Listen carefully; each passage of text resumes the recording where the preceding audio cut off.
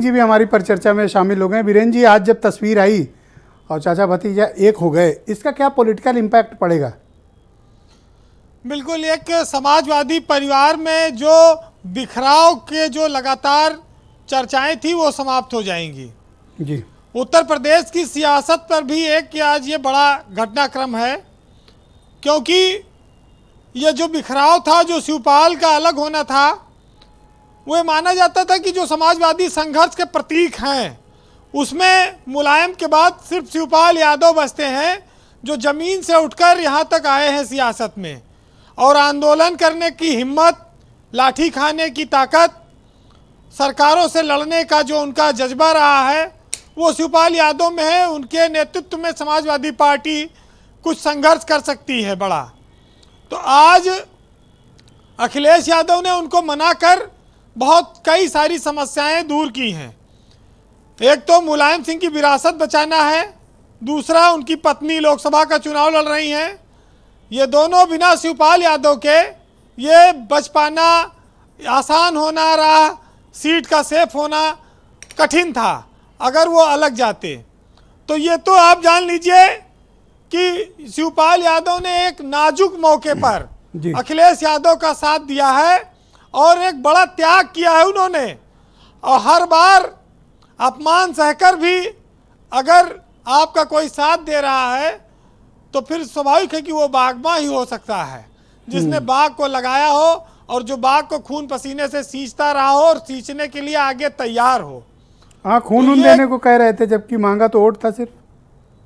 बिल्कुल, देखिए, ये मैंने कहा कि ये परिवार में अगर नई पीढ़ी का झगड़ा होता तो ये शायद लंबा चलता, लेकिन ये एक पिता पुत्र की तरह, चाचा भतीजे की तरह जो रिश्ता था उसमें 5-6 साल से कई ऐसे मौके आए, लेकिन उदारता की गुंजाइश हमेशा बनी रही। एक वक्त आया कि समाजवादी पार्टी ने कहा कि शिवपाल की सदस्यता रद्द करने के लिए याचिका दाखिल की जाएगी। हालांकि बाद में वो फैसला वापस ले लिया गया था, क्योंकि शिवपाल यादव उस समय योगी सरकार द्वारा बुलाए गए विशेष अधिवेशन में पहुंचे थे और बड़ी किरकिरी हुई थी उसमें अखिलेश यादव की। कई ऐसे मौके आए। ब्रजेश जी, एक मामला आया जब राष्ट्रपति चुनाव का, तो वहाँ पर शिवपाल यादव गए उस भोज में, रात्रि भोज में, जिसमें द्रौपदी मुर्मू आई थी, लेकिन उसमें एक नेता और गए थे, ओम प्रकाश राजभर भी गए थे। हालांकि वो जाना उनका पता नहीं लगा, बाद में लोगों को पता चल पाया। अभी ये बड़ी लड़ाई झगड़ा हो रही थी दोनों लोगों में। होटल में छुप के ओवैसी और ओम प्रकाश राजभर गले मिले थे, तब वो वीडियो बाहर आया लोगों का। बड़ी दोस्ती हुई, फिर उन्होंने ही शिवपाल यादव से ओवैसी की दोस्ती कराई ओम प्रकाश राजभर ने। अब वो एक टाइम गले मिल रहे थे, आज एक दूसरे के ऊपर कीचड़ फेंक रहे हैं। चुनाव खत्म, मामला अलग हो गया। आप देखिए कि आज का जो चुनाव है, क्या बीजेपी डिम्पल यादव को फ्री हैंड दे रही है? क्या उनको आसानी से जीतने देगी? 6 मंत्री लगाए हैं उसने और पूरी ताकत वो झोंकेगी। मुख्यमंत्री योगी आदित्यनाथ वहाँ पर खुद जनसभा करने जा रहे हैं डिम्पल के खिलाफ। तो बीजेपी कोई कसर नहीं छोड़ेगी सीट को जीतने के लिए। अगर शिवपाल साथ न आते तो फिर मैनपुरी में बड़ा मुश्किल होती। लोग चर्चा शुरू कर दिए थे इस बात की। अब तो वहाँ पर पति विधायक है मैनपुरी से, चाचा भी वहीं से विधायक हैं, तो डिम्पल यादव के लिए तो राह थोड़ी आसान हुई होगी। लेकिन पिछले 6 सालों में शिवपाल यादव ने काफ़ी, परिवार के लिहाज से देखा जाए तो अपमान झेला।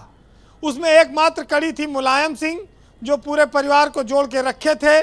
उनके अंतिम समय में भी शिवपाल 24 घंटा उनके साथ रहे।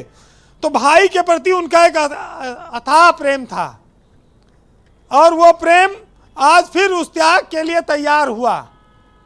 देखिए, ये लड़ाई खतौली रामपुर की से बजाय मैनपुरी पर ज़्यादा फोकस है, और पूरे प्रदेश की भी निगाह इस पर है।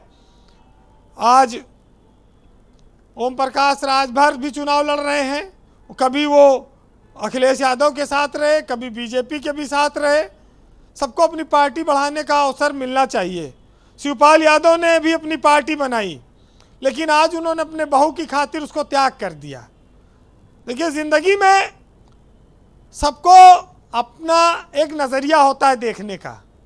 आप कुछ लोग भावना में ही दिल की बात कह देते हैं, और कुछ लोग जो होते हैं वो गीता पे भी हाथ रखवा दो तो झूठ बोले थे।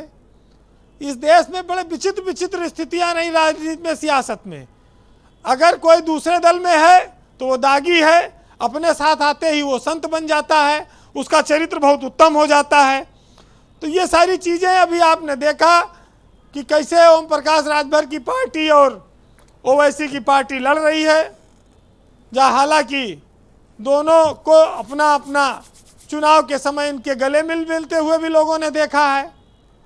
तो कौन, जब राष्ट्रपति का भोज हुआ वहाँ भोजन भी लिया लोगों ने। जी बीरेन जी, तो कुल मिलाकर बातें कई सारी हैं। जी कंक्लूड करें। लेकिन आज कुमार विश्वास का एक शेर सुनिएगा जो त्याग, बलिदान, परिवार, इन सब चीज़ों पर बड़ा मौजू है। उन्होंने लिखा है कि बहुत बिखरा बहुत टूटा, थपेड़े सह नहीं पाया, हवाओं के इशारे पर मगर मैं बह नहीं पाया। अधूरा अनसुना ही रह गया यूं प्यार का किस्सा, कभी तुम सुन नहीं पाए, कभी मैं कह नहीं पाया। बहुत शुक्रिया बीरेन जी, बहुत